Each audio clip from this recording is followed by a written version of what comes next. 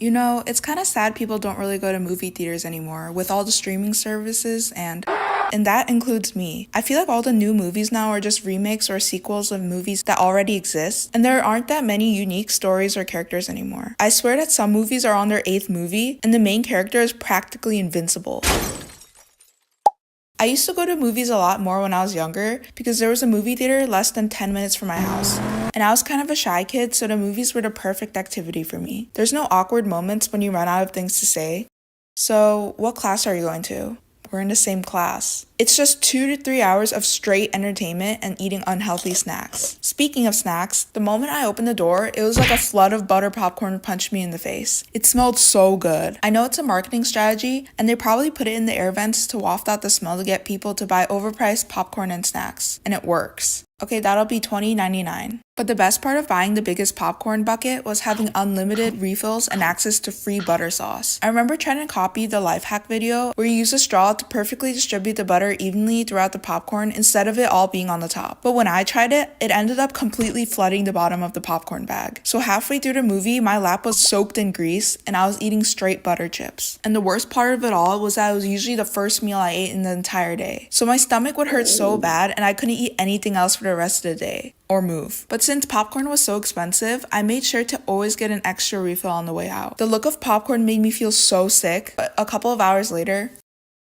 maybe I'll have a little more. I never learned my lesson. It was like those moments flushed out of my brain the moment I stepped inside a theater again. That was part of the reason why as a kid, my mom made me sneak food into the theater and also to save us from getting scammed. It was usually a couple of cans of soda, some dollar store candy, and a small bag of healthier home pop popcorn. And I was in charge of sneaking in the soda cans. I would carefully walk around the ticket area with obviously can-shaped objects in my pockets, and I felt like I was committing a crime. I don't know why, but I used to think that bringing your own snacks to a movie theater was against the law, and if I got caught, I would go to jail. But I never did, because it's not against the law, and I was just really slick. Yeah, she definitely has soda in her pockets. Yeah.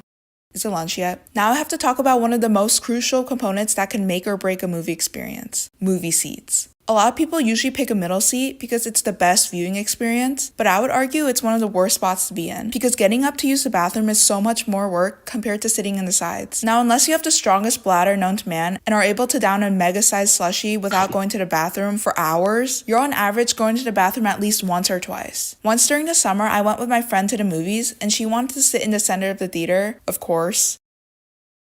Where'd you get that? The concession stand. Eventually I had to use the bathroom and I had to shimmy my way through a line of people and I was borderline touching their knees until I finally got to the other side. And after I came back, I realized that I completely forgot where my seat was. So in the pitch darkness and in front of a full crowd of people, I started pacing up and down the stairs, scanning the seats over and over, but everything just looked the same. I could tell people were looking at me weird and that made me feel even more pressured, so I did the last possible option I had left. Stand in the hallway entrance of the theater and watch the last 1 hour of the movie standing. Okay, thankfully my friend came down to get me after I was taking too long, so this plan didn't pan out fully. If someone saw me, they probably thought I snuck in and didn't pay, and I would have definitely gotten kicked out.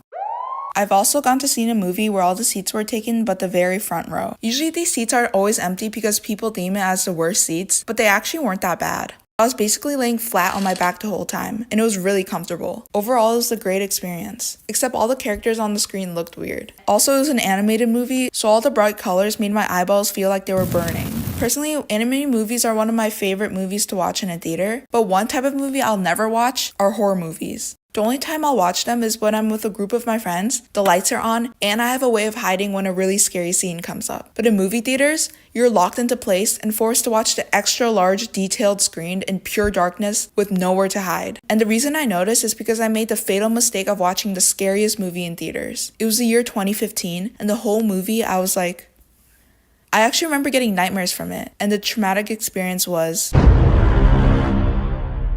That's not a horror movie. Okay, listen. Seeing a fully grown dinosaur absolutely maul a human is scary to a kid, okay? It's a weird sensation after a movie's over and you go outside and immediately get blinded by the sun and feel disoriented. It's like when you take a nap in the middle of the day and wake up thinking you're in a different dimension and have no idea what time or day it is. That's also when my stomach and all the butter and oil decide, maybe I'll give it another try and go to the movies in a couple weeks. I hope by the time I upload this video, all of the goes down. But in the meantime, I think I'll just watch movies from home.